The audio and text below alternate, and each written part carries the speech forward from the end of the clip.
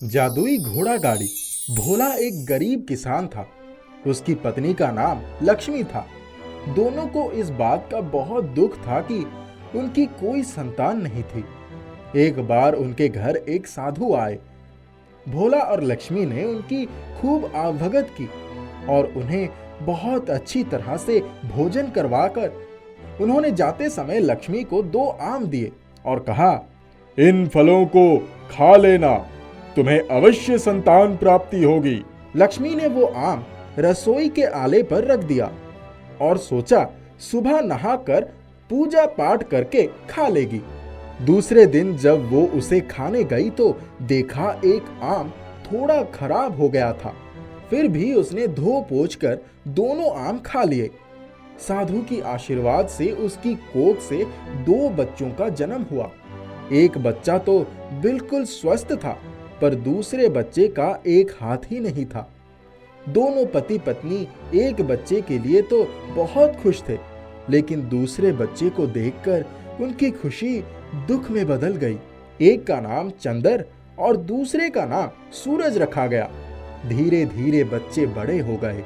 रिश्तेदार और पास पड़ोस के लोगों में सूरज को चंदर के जितनी इज्जत नहीं मिलती। सूरज बेचारा अपना सारा काम एक हाथ से ही करता। चंदर हमेशा उसका मजाक बनाता था। हर बात में कहता, अरे रहने दो, एक हाथ से तुम कुछ नहीं कर सकते। कभी कभी वो बहुत दुखी हो जाता। माँ के पास आकर रोने लगता। माँ उसके लिए हमेशा ईश्वर से प्रार्थना करती। एक बार उनके गांव में जबरदस्त सूखा पड़ गया और सारी फसल तहस नहस हो गई। अब समय आ गया है, तुम लोग जाओ, कुछ काम धंधा करो। अरे सूरज, तुम तो रहने दो, मत जाओ। एक हाथ वालों को कौन काम देगा? लेकिन सूरज को तो कमाने की जिद थी। वो अपने आप को किसी से कम नहीं समझता था। वो भी एक हाथ से घोड़े की लगाम पकड़े कमाने के लिए निकल गया। चंदर तो कहीं ना कहीं मेहनत करके पैसे कमा सकता था, लेकिन सूरज थोड़ी दूर जाने के बाद ही थक गया। वो घोड़े को एक पेड़ से बांधकर पेड़ के नीचे थक कर बैठ गया और जोर जोर से रोने लगा। पेड़ के नीचे से ही गुजर रहे एक साधु की नजर उस पर पड़ गई। उसकी रोने की आवाज सुनकर उसकी ओर देखने लगे और बोले, तुम क्यों रो रहे हो? सूरज रोते हुए बोला, बाबा, मुझे भी अपने भाई की तरह दोनों हाथ क्यों नहीं मिले, जबकि हम एक ही कोख से पैदा हुए। बच्चा, ये तो अपने अपने कर्मों का फल है। उसी के अनुसार किसी को मनुष्य का पूर्ण जन्म मिलता है और किसी को आधा अधूरा। सूरज ने साधु के चरण स्पर्श किए। साधु उसे आशीर्वाद देते हुए बोले, अरे, तुम तो भोला और लक्ष्मी के बेटे हो ना? हाँ बाबा, पर आपको कैसे पता चला? मैंने ही उन्हें संतान होने का आशीर्वाद दिया था। तुम उदास मत हो, तुम्हारे पास घोड़ा है ना? उसको मैं जादुई घोड़ा गाड़ी में बदल देता हूँ। उस पर जो भी सवारी करेगा वो पल भर में अपनी मंजिल तक पहुंच जाएगा। ये कहकर साधु वहां से गायब हो गए। सूरज बहुत खुश हुआ।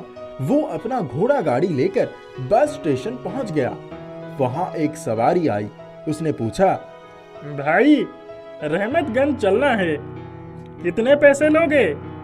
अरे, जो मर्जी हो दे दो, बस गाड़ी में बैठकर आंखें बंद कर लीजिए। जैसे ही वो गाड़ी में बैठा, पलक झपकते ही अपनी मंजिल पर पहुंच गया। उसने खुश होकर सूरज को 10 रुपए दे दिए। सूरज ने दिन भर में कई सवारियां पहुंचाई। उससे अच्छी आमदनी हुई। जब वो घर आया तो उसने अपने पिता के सामने ढेर सारे पैसे रख दिए। भोला आश्चर्यचकित था। उसने पूछा, अरे सूरज, ये पैसे कहां से लाए? तब उसने सारी बात बताई। थोड़ी देर में ही चंदर मुंह लटकाकर घर आया। जब उसने देखा कि सूरज के घोड़े में गाड़ी लगी है, तब वो पैर पटकते हुए घर के भीतर आया और बोला, सूरज, इन तुम्हारे पास गाड़ी कहां से आई? सूरज को थोड़ा साहस आ गया था। वो बात टालते हुए बोला, अब तुम क्या कमा कर लाए हो? अब मैंने तो पिताजी को अपनी कमाई के पैसे दे दिए। अरे किसी ने कोई काम ही नहीं दिया। माँ जल्दी कुछ खाने को दे दो।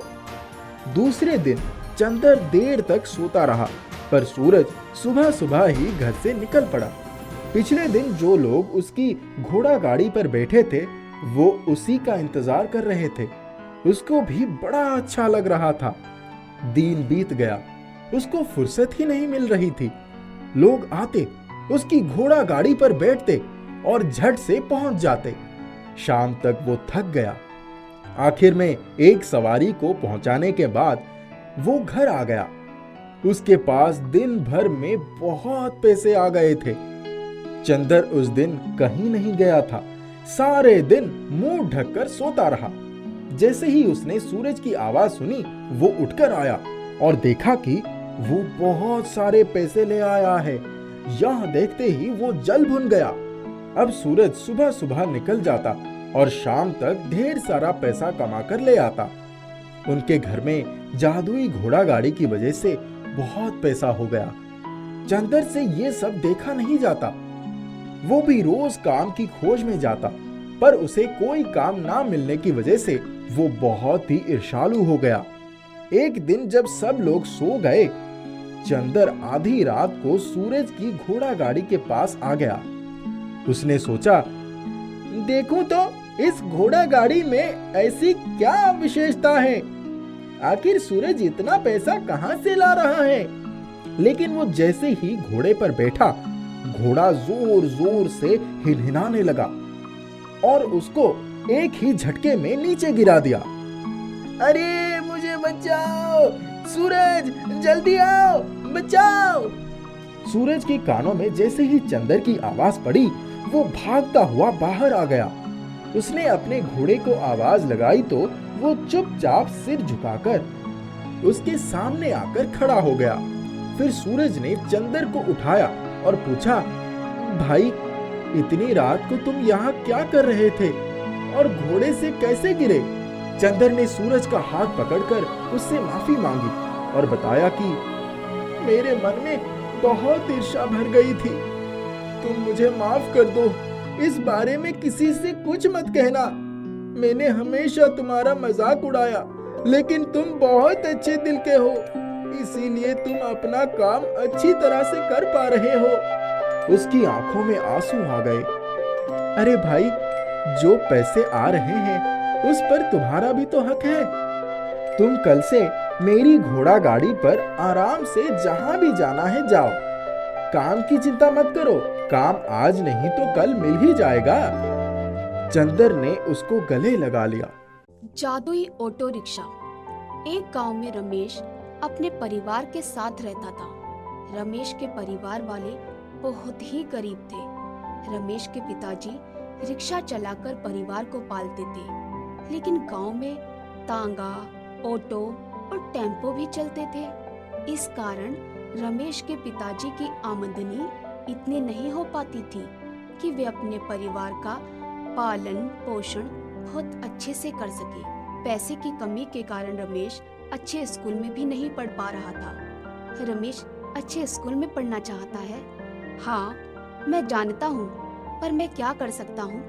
आजकल रिक्शा चलाने में कुछ कमाई नहीं होती। तुम एक काम क्यों नहीं करते? ऑटो रिक्शा क्यों नहीं खरीद लेते? हाँ, मैं भी यही चाहता हूँ, पर इतने पैसे कहाँ हैं हमारे पास कि हम ऑटो रिक्शा खरीद पाए।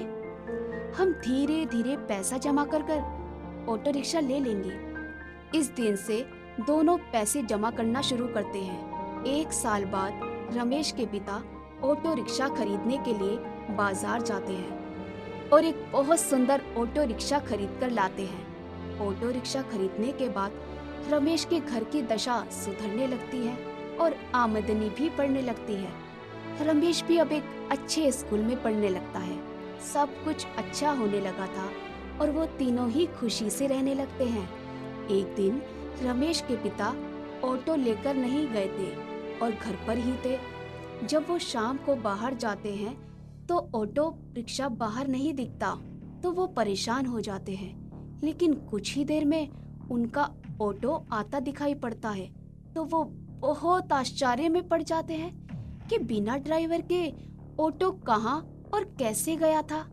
जैसे ही वे ऑटो रिक्शा के अंदर देखते हैं तो बहुत सारे पैसे मिलते हैं।